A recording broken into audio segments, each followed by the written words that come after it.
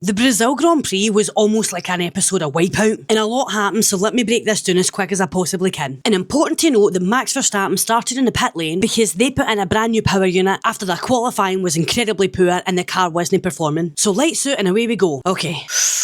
Bortoleto yet again smashed the barrier first lap, yellow flag. Safety car out until lap 6, we get a restart. Piastri comes wide, he clips Antonelli spins out, he clips Leclerc's front left suspension brakes, and his race was done. Through the chaos, Verstappen gets a front right puncture, has to pit early, gets shoved right to the back again. Verstappen gets back on track, he has contact with Stroll. Hamilton had contact with Colapinto, which damaged his front ring and the floor of his car. Piastri was then slammed with a 10-second penalty because of the collision caused, which ultimately took Leclerc out the game. Max Verstappen in meantime was doing a Hamilton for 2021, found himself battling Norris for P3 by lap 34 and P1 by lap 54. Then Tsunoda gets a 10-second penalty for causing a collision with Stroll at the start of the race. Then Hamilton gets a 5-second penalty for his collision with Colapinto at the start of the race. Tsunoda then, what he believes, is serves the 10-second penalty, but ends up getting another 10-second penalty for no serving the penalty correctly. Then after everything with Hamilton, he ends up DNFing because of his floor damage, and after a final pit stop for Verstappen, he found himself in P4, absolutely gunning for Russell, and as it got to lap 63, he managed to get ahead of Russell, putting himself in P3?